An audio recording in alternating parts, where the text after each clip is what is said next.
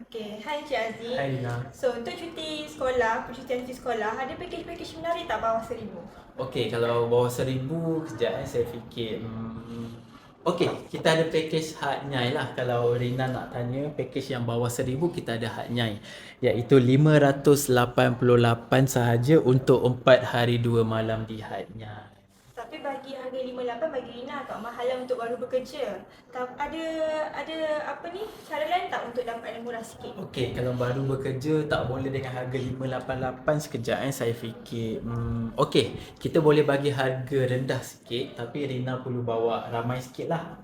Okey, potongan yang pertama saya bagi, kalau Rina boleh bawa seramai 15 orang, kita akan bagi potongan, dia akan jadi kepada 550 sahaja. Okey, 550 okey tak dengan poket Rina?